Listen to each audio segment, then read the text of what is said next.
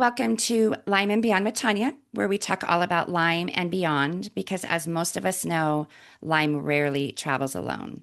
I created this podcast to offer you hope and to remind you that healing is possible because I healed from my 13-year journey, although it was exhausting physically, emotionally, and financially. It truly was a blessing as it reshaped my mind, body, and soul.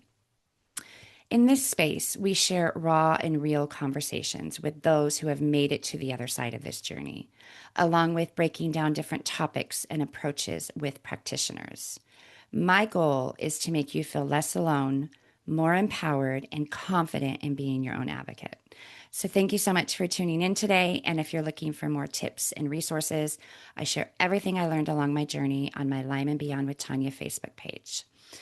So, as many of us probably know, getting a inaccurate Lyme testing is not uncommon. It happens every day. Unfortunately, our primary care medical system, the testing is just not designed to pick up on these chronic infections that we have. And so my guest today, sadly, she went down that journey as well. So I'm excited to have her on the show to share about that, to talk about how she finally got a diagnosis and what her treatment journey looked like. So, Erin, thank you so much for joining me. Welcome to the show. Thank you so much for having me. I appreciate it.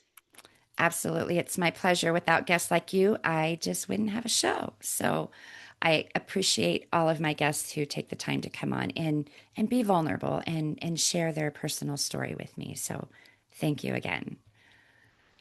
So, where do we start? How far back do we have to go? When did your journey begin? Well, probably when I was 15 Oh, wow. is where chronic illness journey started. And then further on Lyme. But looking back, I probably could have had Lyme since I was 12. We just didn't know it at the time. I had joint pain and I was told as a 12-year-old I had arthritis and things like that. There were red flags all along that we just didn't pick up on until I was older. But when I was 15, I was diagnosed with an autoimmune disorder called PANDAS.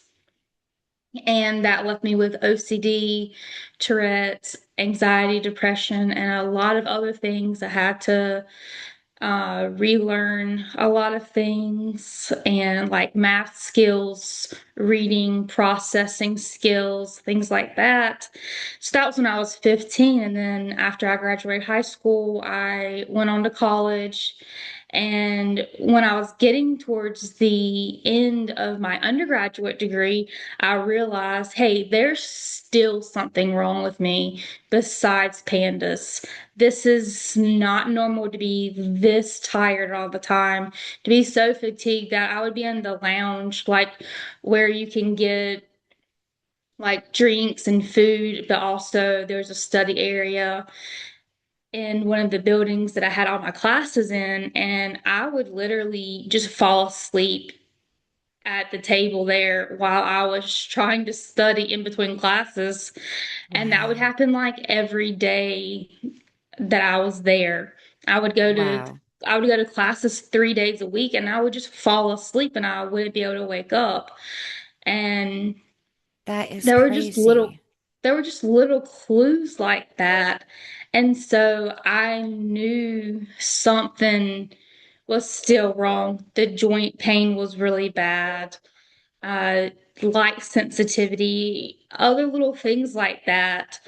And so that's when I started exploring, hey, is this chronic Lyme?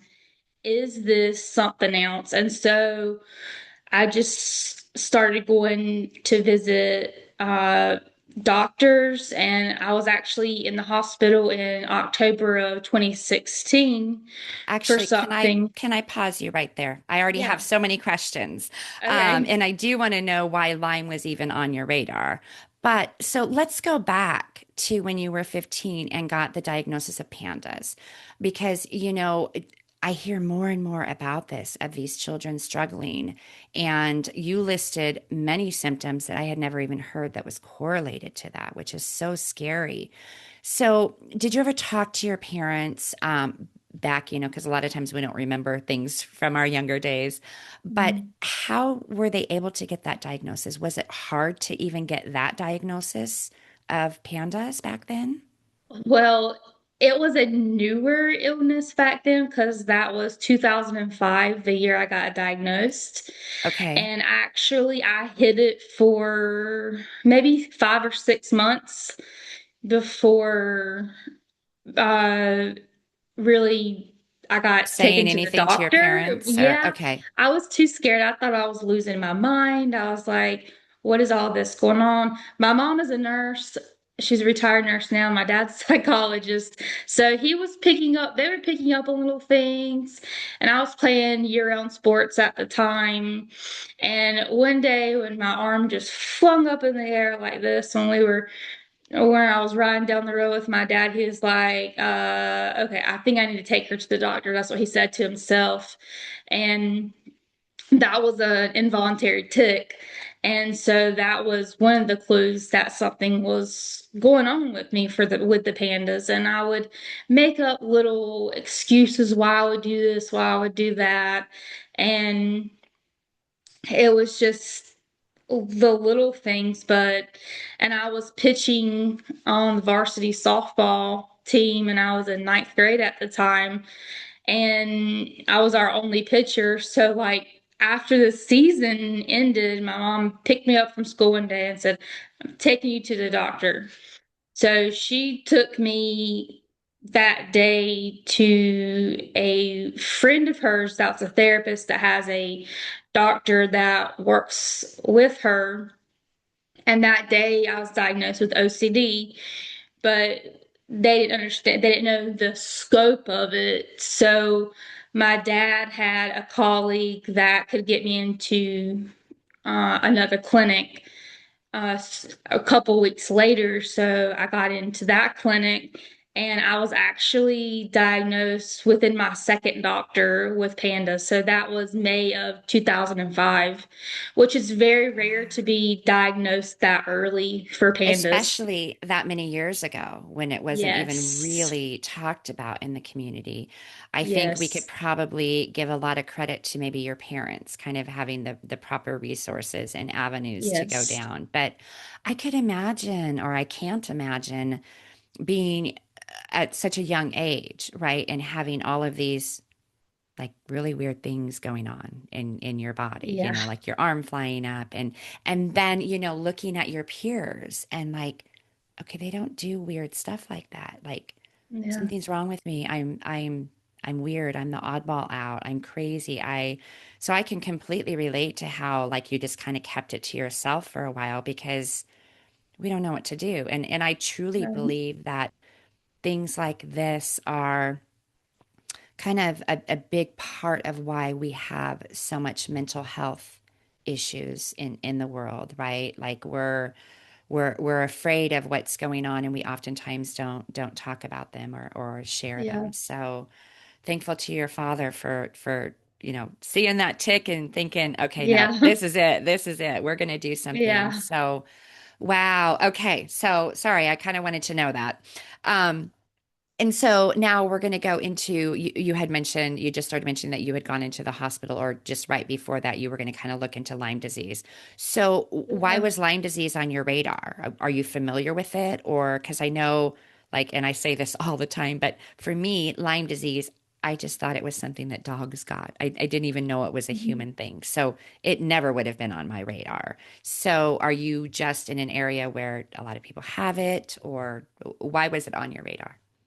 No, I didn't know anyone with it. I mean, I had just known about it, but I did a lot of research, and I'm the type of person that'll loves research and things, and I will research something to death until I understand it.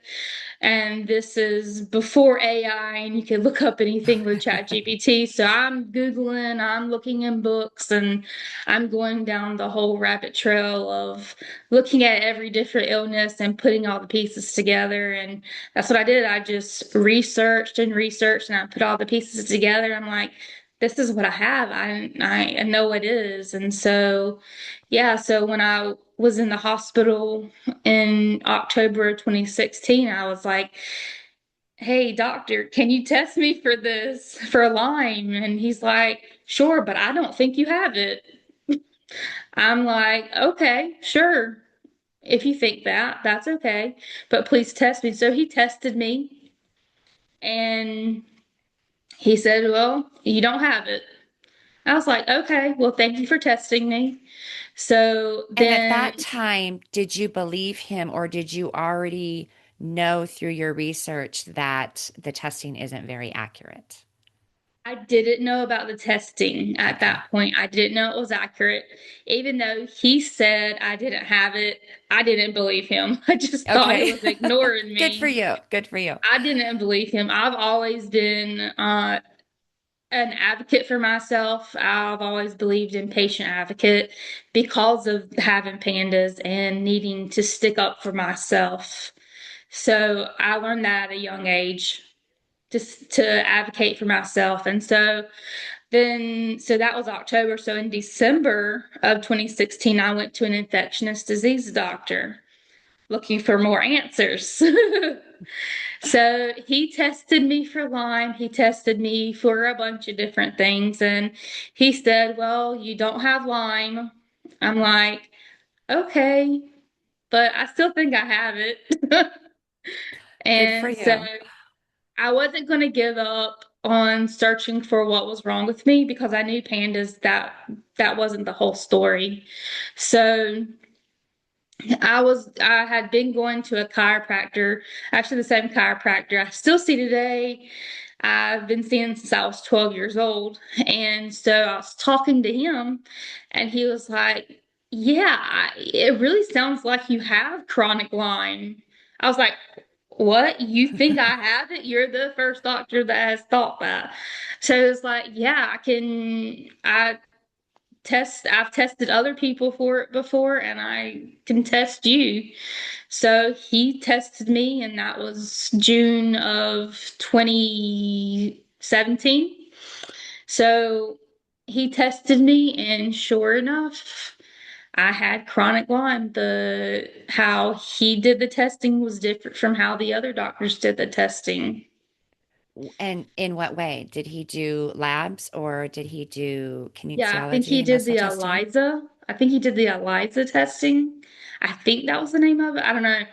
It's been such a long time ago, and I don't remember all of the details Right. No, exactly. and we don't need to. We just know that you finally got validated. You finally Yes. your thoughts got validated that yeah, you really do Yes. have Lyme. Well, good for you for first of all just being your own advocate at such a young age because I truly think that the sooner we can be our own advocate in this journey, like we're way ahead of the game. We truly are. Definitely. So good for you on that.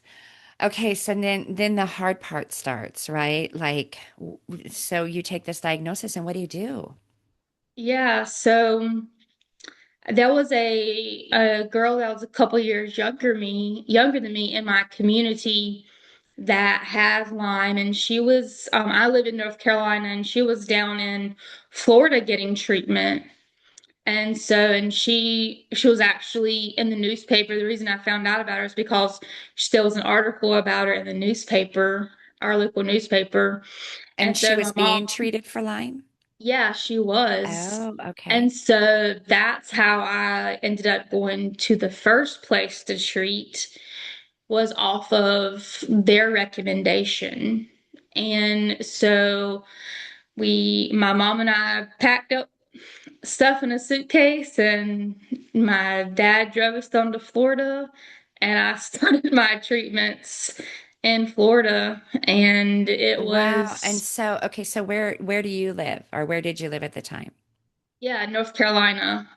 Okay, so you literally had to pack up again. It was based on a referral from this Right. lady in the article. Okay, so then you just have to move there for a certain amount of Yes. time. Was it So we kind of an inpatient treatment center, outpatient, or Yeah, so we stayed down there for 5 months in a hotel that was right beside the treatment facility. You treated Monday through Friday. It was IV treatment. And if you needed anything on the weekends, they would treat you would just go in and they would treat you. Probably by the time I got in to 6 or 7 weeks in, I was there every Saturday and Sunday too. They said I was one wow, of their sickest patients that was there at the time, and I needed constant medication and support through it. wow. So what was this facility like? You said you did a bunch of IVs. Did you do antibiotics or was it more holistic treatment? What were some of the treatment options that they did there? Yeah, so I think it was a little bit of everything. I don't remember all of the details.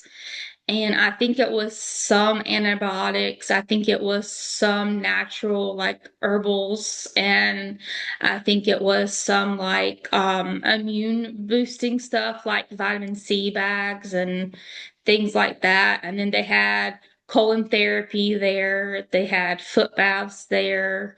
And so I was doing all that. I was doing parasite detox. I was doing mold detox. And I was just a bunch of different stuff. Okay, yeah. It sounds very similar to a clinic that I went to. It was outpatient and then yes, you could go on the weekends if you needed to and same thing, lots of IVs. High dose vitamin C was one of my favorite things. We did ozone and the ionic foot baths and colonics and all this Hmm. stuff. So just kind of a Yeah, whole picture is what it sounds like where you went at. yeah. So then, how were you feeling or how were you progressing? Was there anything that you did at the clinic that you think really was a game changer at this clinic that you really could notice some benefits from? Um, I'm not really sure. I think maybe I got a in some ways a little bit better, but in some ways worse. I'm not really sure if Okay. my body blew up. Like I gained so much weight. I probably gained 60 or 70 pounds while I was there. While you were at the clinic? Yes, from the different detoxing, and my face broke out in really bad acne. I have a picture, a side by side picture of like afterwards, and then from like in 2023 from a couple of years ago, and I put them side by side, and it looks like two completely different people. That is And so interesting because I do know, right? Like when we're detoxing and all these toxins are, circulating throughout our body, we can have, rashes and breakouts and all sorts of things. But a lot of times when you detox and go through this, you actually lose weight, right? And I know yeah, for that's me, what a like I lot of lost weight because it was so much inflammation, is the weight, but you did the whole opposite. Yeah, a That lot is of people so at that bizarre. clinic were a lot of people at that clinic were losing weight, and I'm just like going the opposite. Did they ever give you a reason or why? I mean, I know that we're all different, right, when we treat, but Yeah. that's just sounds very So odd. I'm not sure. They never really said, but a couple of months later, whenever I was seeing a new doctor, he's like, your adrenal glands are failing. Like, we need to put you in the hospital now because this is not safe. He said my adrenal glands had shut down. So I'm thinking it could Wow. have been that. Okay.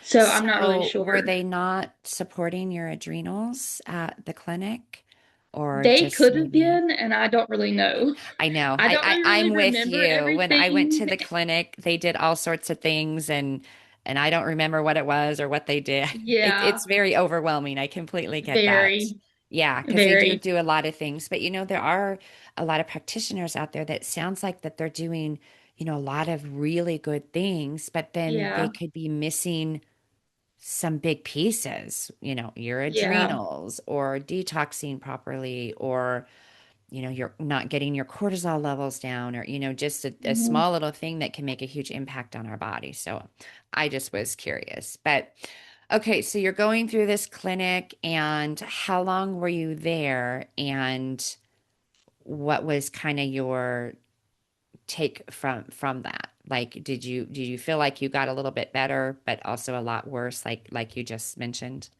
Yeah, so I was there 5 months and the treatment was really intense.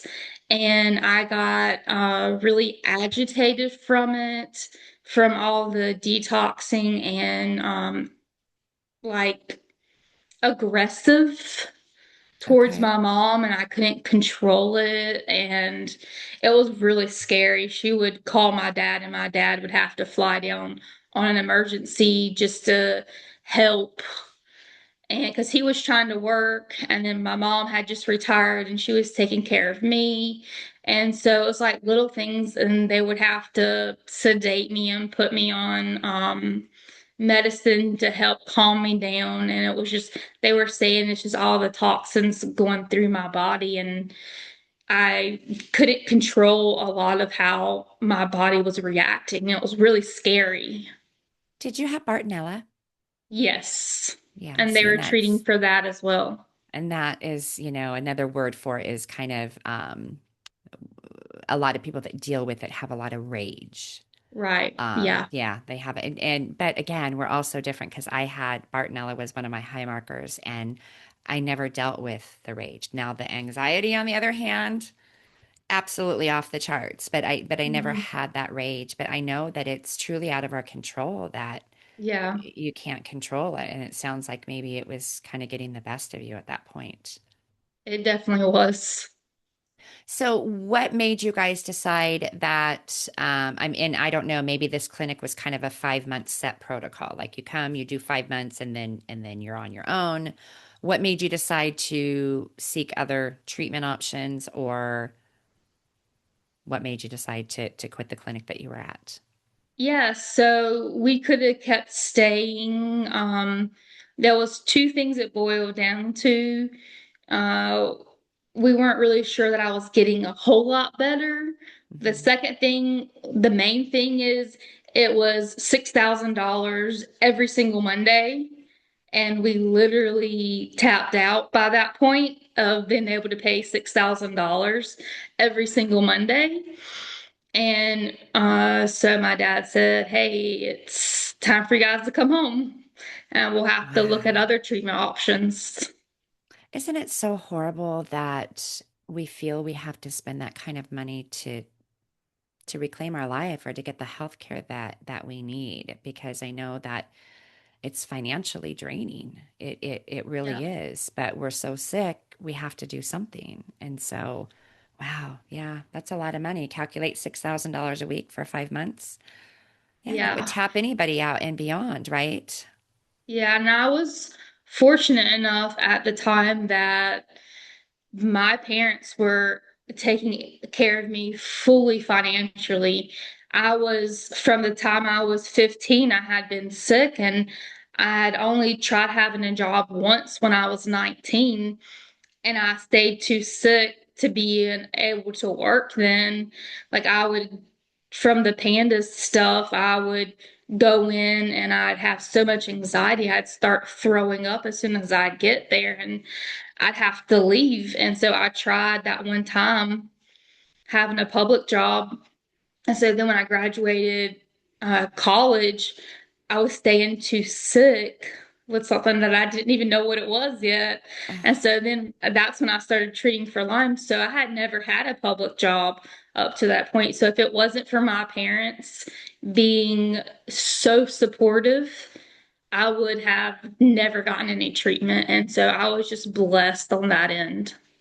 You absolutely were. I know, unfortunately, there are so many listeners out there that feel like they're going through this journey alone. First of all, they're not, right? Because we have an amazing Lyme community with an amazing support system.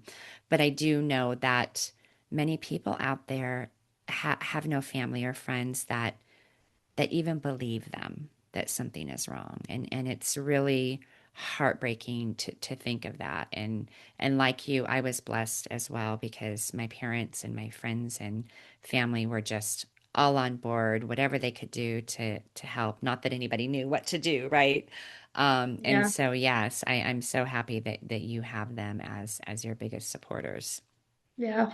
So now you come home and what do you seek out next? So that was when I came home, it was December 2017. It was a week before Christmas. And so we go through Christmas and New Year's, and I'm kind of just there trying to figure out the next step, not doing any treatment at the time. So you weren't doing anything And back at home.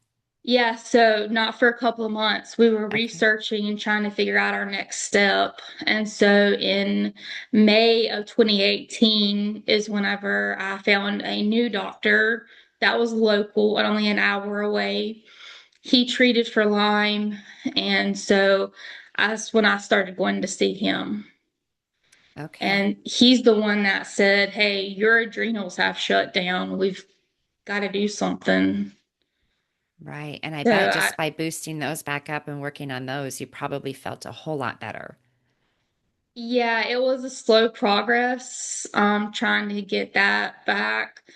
I ended up with hypothyroidism as a Mm. result, and I just got some new labs back saying that I had Hashimoto's, and so I'm thinking it kind of came from when my adrenals failed. And so I'm on thyroid medicine, and then I've created my own plan by my research of how to be able to get my immune system to stop attacking my thyroid. And so I can eventually wean off the thyroid medicine natural and do a natural path towards that I've started on. Got it. Yeah. No, Lyme certainly wreaks havoc on every part of our body, right? It truly is a nightmare of a disease for sure. So once do you remember some of the things that they did to help your adrenals? And if you didn't, that's fine too. Yeah, I think I was on maybe some dropper stuff. I don't really Okay. remember Okay. everything. It's all like the lines kind of I blur of like completely all get the it. different And it's treatments. just overwhelming. Like our brain isn't working very Yeah. well as it is going through it. And so for a normal person to be able to remember and understand everything that we're putting in our body, it can be very hard to Yeah, I decipher think and detail it out. there's been so many different protocols that I've done, and they all have weird names and Yeah, they for sure weird do. long names, and they're just so hard to remember. Yeah. So what was your game-changing therapy that you did?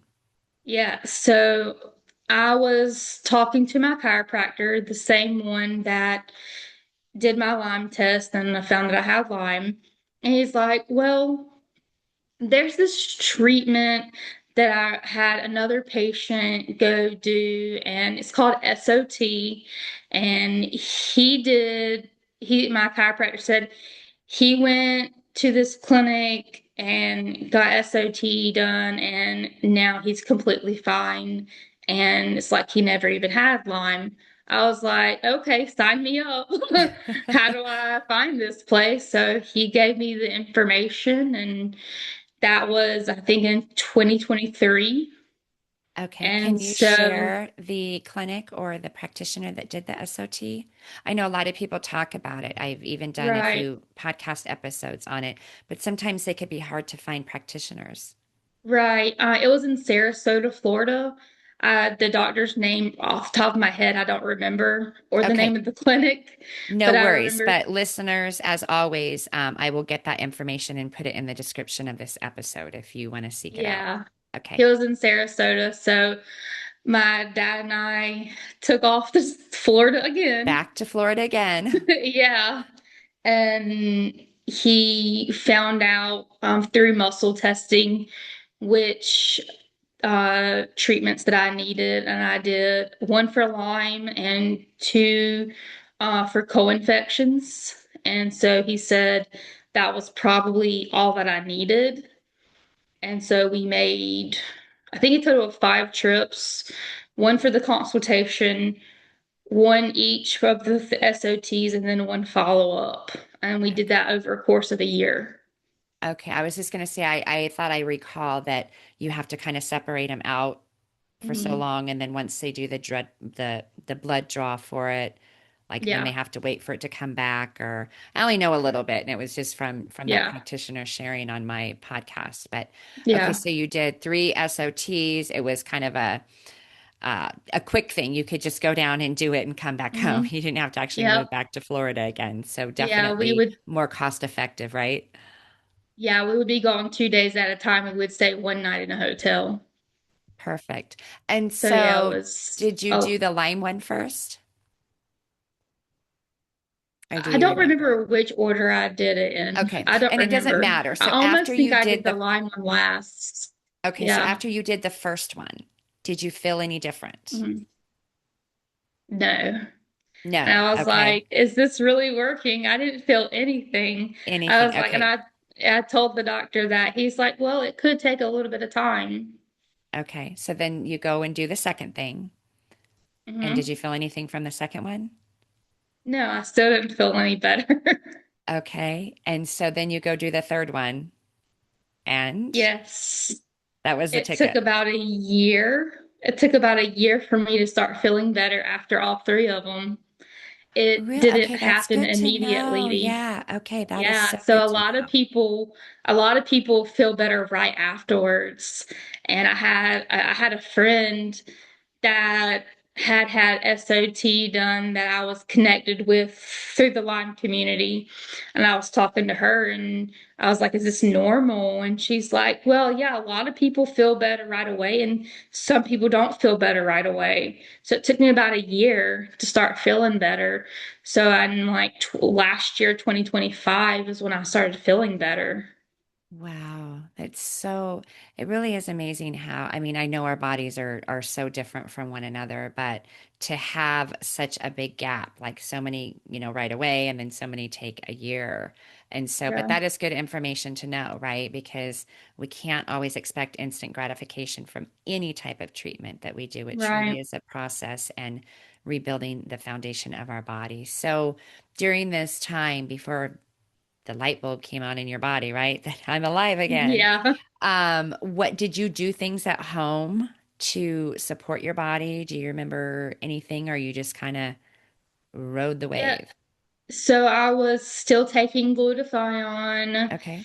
and I've switched over instead of taking glutathione, now I take NAC. Okay. So my body can start producing it on its own. And I think I did some foot baths, some ionic foot baths. I did some, uh, the thing that I forgot what it's called that you sit in that helps you sweat. The I sauna. forgot. Yes, the sauna. Okay. Thank you. Yeah, I did that. I did some things but the biggest thing that helped me during that time was relying on God. Love it. Yeah. It really, I know for myself personally, and I'm sure I can't be alone in this, but I truly had a love-hate relationship with God for many years during this journey. I was angry, right? But the bottom line is when we surrender to Him to lead us down this path, ultimately that's the path we need to take. So yes, a million percent I owe it all to Him and my family, of course. So well, Erin, I'm just so happy that you made it through that journey, and that, it sounds like you guys really took a leap of faith with that SOT and continued it because you weren't feeling any different. So, but that Yeah. was ultimately what was your game changer for you. That's Yeah. amazing. So, your path, right? So, talking about God, your path looks much different than it did prior to going down this Lyme journey, I know that you Yeah. created a women's Christian coaching program along with a Bible study app, which I just love. Tell me and the listeners Yeah. exactly what this is. So I'll talk about the Bible study app first. Okay. So it's an app that you can either get on your phone or you can get it on your laptop or computer or a tablet. And it helps you understand and apply God's word easier without feeling guilty for not reading every day or overwhelmed of not knowing where to start or rigid Bible plans because I've done a year in the Bible, a year long Bible study last year, and I loved every minute of it. I saw whole Bible in a year plan. I loved it, but it went so fast for me that I wanted to be able to go deeper and a little bit slower. So for this app, you can actually it asks you on your onboarding questions, how many days a week do you want to read? How many minutes a day do you want to read? 5, 10, 15, 20, or 30 minutes? What's your reading speed? Do you want to go really fast or medium? Or do you want to go slower so you can go more in depth? And then you can pick whether you want to do a chronological, and if you want to do chronological, if you want to start in Genesis or Matthew, and then Okay. So it lots of formulates your customization plan. on Yeah, so what it you want to formulates do. your plan of how you want to read, and then you can either even pick thematic plans and have other plans in there too. And so I it's love it's that. really customizable for doing a chronological plan, and I love that how it just tells you what to read each day so there's no confusion of, oh, what should I read today? And so then it Right. explains everything that you're reading. It does character studies for what's in that passage for that day's reading, and then it gives you it breaks down the context of in the Bible, and it explains what's going on, and then it gives you reflection questions for that day's reading. And those are optional, but if you sit there and think about them, and you can even type them in if you want, it really helps you process the information better. And it has a prayer based on that day's reading. And then there's a journal for prayer requests and gratitude that you can link to that day's reading. And then there's a notes, like a take notes piece that's in the app all the way through the app of that day's reading that it minimizes, goes up and down. So if you click on it and you want to take some notes, there's 3 different types of note taking you can do. You can do SOAP, you can do free form, or you can do verse mapping, and you can do your notes and then minimize it and keep going through the explanations. And then there's a minute of quiet time too to reflect on that reading. Wow, that sounds so amazing. Okay, so of course, listeners, we're going to put all the information in the description of this episode. But Erin, share with me is so it's just an app that you can download on your phone. What is it called? It's called Beacon Script, and you go to the website that she'll put in, that will be in the show notes, and then you just sign up for it, and then Okay, and it gives you all the instructions on the page. perfect. Now, is it free or is there a charge for it? There is a charge for it because to run the app, it costs me to run the app. Right. Okay. It All costs me right. per month to run the app. So yeah, there is a little bit of a Perfect. charge. Okay, awesome. So there's that. That sounds like an incredible tool. Incredible because things get very overwhelming, right? And when you were kind of describing it, it reminds me of Pastor Jordan at my church, who he always says, he says, now we're a note-taking church, right? Like, now this is a note I want you to take. And I just love it because he really does kind of break down the analogy of a lot of pieces of the Bible, right, into smaller pieces for us to really understand. And it sounds like you've created this on an app. So, wow, good for you. Good for you. So now your women's Christian coaching, what is that all about? Yeah, so I have a community on a platform called School, SKOOL, and the name of the group is called the Resilient Sisterhood. It's for Christian women living with chronic illness, and it's a free group that you can be a part of. And then inside the group, we have discussions. And then if you want to work closer with me, I offer coaching. And then That's amazing. the coaching helps take a woman that is in stuck in survival mode and helps her get to stability. Right. That is amazing. And I think that, many of my past guests have, turned their life into doing coaching and stuff like this. And I really think that it's such a great tool because, we go to our practitioner how often though? Like Yeah, every so many months. And a lot of times we need that support in the meantime, right? Like right. the kind of the stepping stones throughout that. So I'm so proud of you, Erin. This sounds like just Thank such you. an it, I mean, so you don't have to say it to me because I already know, but tell it to the listeners. Was this journey, was it truly not a blessing for you? It was the biggest blessing in disguise that I could ever ask for. I say it all the time, and a lot of people don't believe me. So I love it when my guests Yeah. share that as well. And it truly sounds like you are at your calling now in what you're doing. And so thankful for you and the resources that you are offering to the community because we know it's a tough journey. So, well, Erin, is there any last piece of advice, tips, tricks, whatever that you want to leave with the listeners? Yes, I would say keep your faith that you will get through this.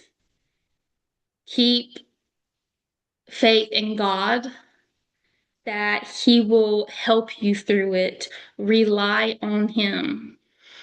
Get in the Word. If you can only read one verse that says, whatever verse, if it's, I can do all things through Christ who strengthens me, pray that, reflect on that. He will pull you through it. And that is the biggest thing that has gotten me through is relying on God every single day.